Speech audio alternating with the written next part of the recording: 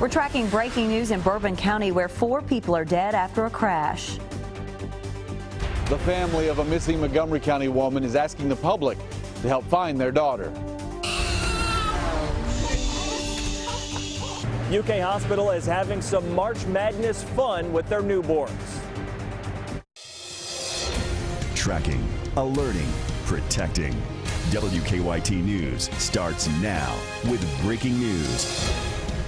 Good evening. A tragic situation. We're tracking the investigation into a deadly crash in Bourbon County tonight. The sheriff there is telling us the crash happened on Cane Ridge Road and involved a car and a van. We are told at least 4 people are dead and 2 others have been injured. Now, Cane Ridge Road reopened about an hour ago. The Bourbon County Sheriff tells us that it was almost 1 o'clock this afternoon when a car with 4 Hispanic men crossed the center line and hit a van head on.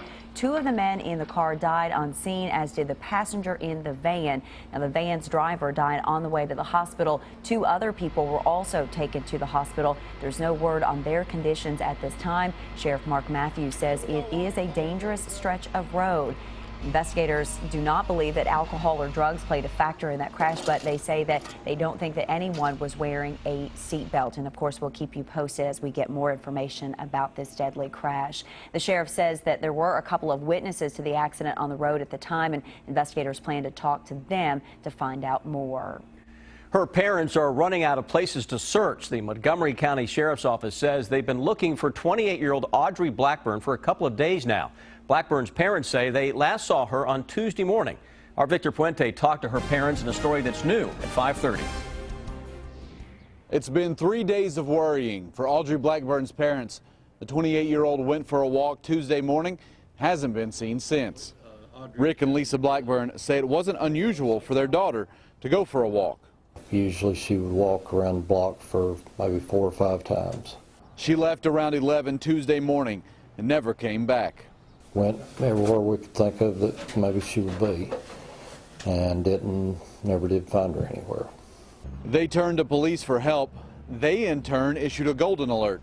Audrey has some mental health issues, which is just one of the reasons it's so important that she's found. She has had depression and some anxiety. But she doesn't have her medication. Her mom said when she left, all she was carrying was a coffee can with some grounds and filters inside. She didn't take money. She didn't take her cell phone. Blackburn says his daughter lived in New York, so they've checked with friends there. She also has family in Pikeville, but so far, no one has seen her. You know, it's getting scarier each day. We don't hear anything. Audrey's around 5'3" and 120 pounds. When she left, she was wearing a pink hoodie, gray corduroys, brown tennis shoes, and had a rainbow scarf around her neck. In Montgomery County, Victor Puente, WKYT. Blackburn also has a scar on the bridge of her nose and tattoos on her left forearm and back. A man is in jail accused of stabbing his wife's brother. Our county-by-county coverage at 5:30 begins in Madison County. Richmond police say 30-year-old Adam Gabbard showed up at Bluegrass Plating and got into a fight with his wife, who he separated from. His wife's brother, Michael Cox, stepped in to help and was stabbed in the back and the side by Gabbard. Cox was taken to UK Hospital. Gabbard was charged with assault. In Boyle County, 2 men are charged in a raccoon mauling incident have pled guilty. The raccoon was released into a pack of dogs attacked and nearly killed last year at the Boyle County Fair. The Advocate Messenger says Donald Pike and Brandon McQuarrie pled guilty to second-degree animal cruelty. As part of the deal, they will have to do 100 hours of community service. And in Pulaski County, a new hotel is being built right next to the Center for Rural Development. A symbolic groundbreaking ceremony was held today for the Somerset Center Hotel. They had to move the ceremony inside because of rain. Congressman Hal Rogers says the hotel will finally fill a hole in the local tourism market. This addition will benefit our retailers in the region and our hotel locations, because the center will now be able to recruit more conferences, more events, bringing more people to our region, looking for things to do and places to go. The hotel will also have a restaurant and lounge, indoor pool and fitness center. Its opening is scheduled for the summer of 2016. That'll be really nice down there. Well, UK fans are born fans these days, literally. This is adorable. Every baby born at the UK Birthing Center during the Wildcats NCAA tournament run, we hope it's long, will be fitted in a UK onesie. Sean Moody met some of these young fans and has their story. Officials here at UK Hospital say most of the people who come here to have babies are already Wildcat fans as it is. So with March Madness going on, they decided to have a little fun with those newborns. You hear a whole lot of that here at the University of Kentucky Hospital Birthing Center. But this time of year, there's something a little different about the area. Coming down through here, I saw everyone was in UK. New parents here on this floor are just about as wild about the cats as they are about their new babies. So hospital officials had an idea. It's Go Cats onesie. They're dressing each baby born here up in one of these. This great-grandmother has extra reason to be happy to see little Samson dressed in blue. He's part of the Givens family, as in Goose Givens, part of the 1978 UK championship team. Oh, he'll be a guard. Down the hall, Crystal Burke just welcomed her little boy yesterday. This is baby Lennox. But don't think that Lennox's arrival disrupted March Madness. After I had a C-section, I actually stayed up and watched that whole game. That's dedication. Samson's mom, Tina, said they had to make sure he didn't interrupt the game either. And every time a game would come on, she'd sit there tell me, no, you better go lay down because we ain't having this baby tonight. I'm watching my game. They're hoping to share some 40-0 memories over the next couple of weeks with their new arrivals. In Lexington, Sean Moody, WKYT. They are all little UK blessings. Every baby born at UK Hospital through the end of the tournament will get one of those onesies. Follow WKYT online at WKYT.com. Join the conversation on Twitter and become a part of the WKYT Facebook family.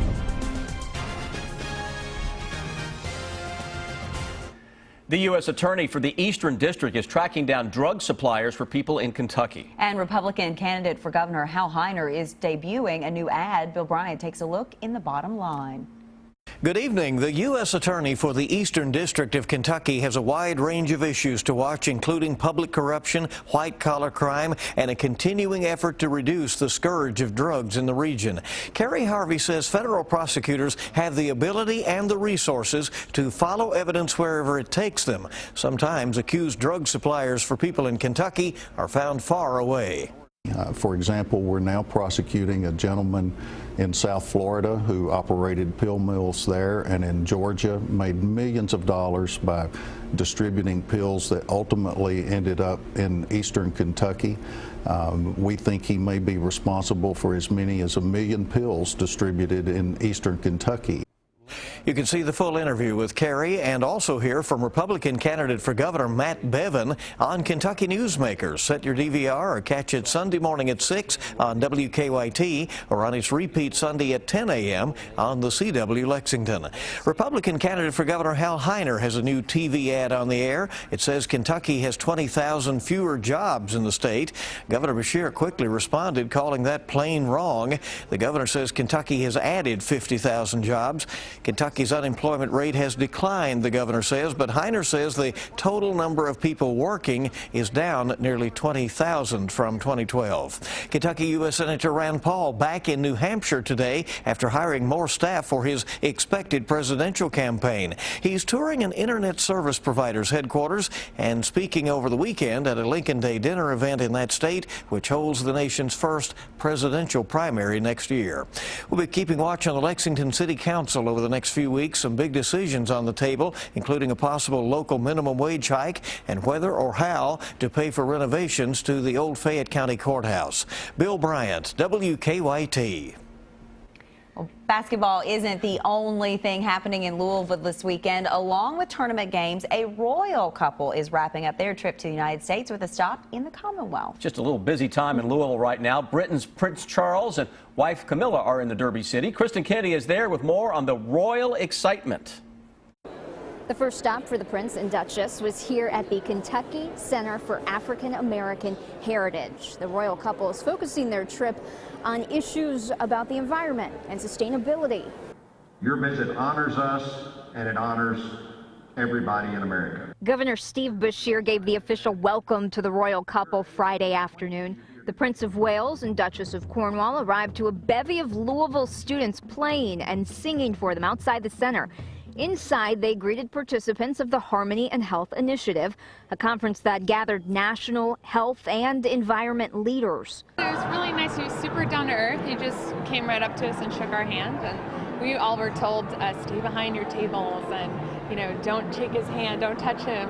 And he came right out and shook our hands, so I thought that was really cool. Participants were grateful to meet with the heir to the British throne. Nice guy, really seemed interested in what we had to say and asked questions more than I thought he would, and very nice guy. The Prince and Duchess will wrap up their trip this evening. Prince Charles is talking about health and the environment during a speech at the Cathedral of the Assumption. In Louisville, Kristen Kennedy, WKYT.